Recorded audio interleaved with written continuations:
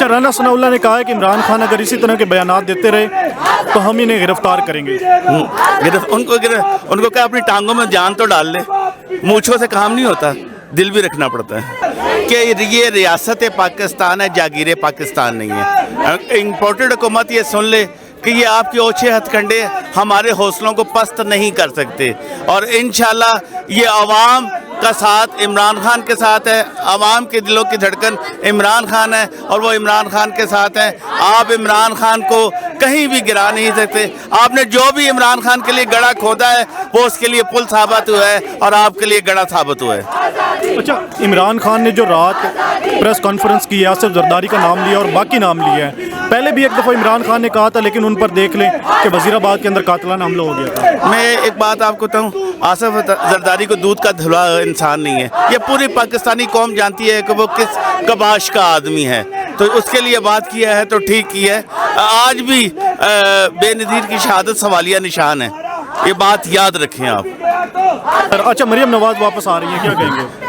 चोरों की बात ना करो यार, छोड़ो यार, इनकी क्या औकात है। उसको क्या रैली निकाल के दिखाए, रैली निकाल के कहता है लोगों को साथ लेके जाए। अच्छा, इस्तकबाल दिखाओ उसका, इस्तकबाल कि अवाम में कितनी उनकी पहुंच है और किस तरह अवाम उनको बददुआएं दे रही हैं उनकी चोरी की वजह से। करते जितने फ़ारूक हबीब के ऊपर पर्चा काटा गया कि उनने पुलिस पे डाका मार दिए, 20-30 पुलिस ऑफिसर्स पे जो फुली आर्म्ड हैं, जो खान साहब जो फवाद चौधरी साहब को इस्लामाबाद लेके आ रहे हैं, उस पर फ़ारूक हबीब ने अकेले डाका मारा है। सोचो ये उतना ही बेवकूफ़ों वाली बात है। और दूसरी चीज़ ये कि देखें जितने लीगल नोटिस भेजें आसिफ अली जरदारी पे, बड़े ये कोई पहली दफ़ा नहीं है कि इन पर संगीन इल्ज़ाम लगे हैं। उनके बेनज़ीर भुट्टो के ऊपर भी उनके ऊपर उंगलियाँ उठी हैं, इल्ज़ाम भी हैं, और मुर्तज़ा भुट्टो के ऊपर भी उनका इल्ज़ाम है। तो ये कोई पहली दफ़ा नहीं है, तो आई एम श्योर कि उनको भी पता है कि ये कोई नई चीज़ नहीं है उनकी। अच्छा, ये बताइएगा कि इस वक्त पंजाब हुकूमत,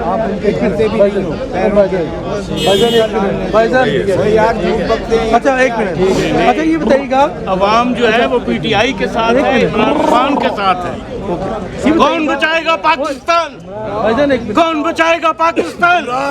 इमरान खान। अच्छा ये बताइएगा कि इसको कट दबा के ना, तो सवाल दोबारा यहाँ से सवाल दोबारा। जुल्फी बुखारी मेरे साथ मौजूद हैं, इनसे हम बात करते हैं। जुल्फी बुखारी साहब, ये बताइएगा जी, निज़ाम तो अपने आप को बिल्कुल बेनकाब कर चुका है। हमारे कौम के ये हालात हैं कि टाकियाँ जमा कर कर के अपने लिबास बना रहे हैं लोग कि शर्म से हम अपने आप को छुपा सकें, और निज़ाम इस तरह है कि अलिफ नंगा होके कह रहा है कि मेरी इज्जत करो। ये हम कैसे करें? बाकी आपका सवाल अपनी जगह है, बाकी दुनिया क्या कहे, हम अपने लोग, हमारा अपना माशरा क्या कहेगा।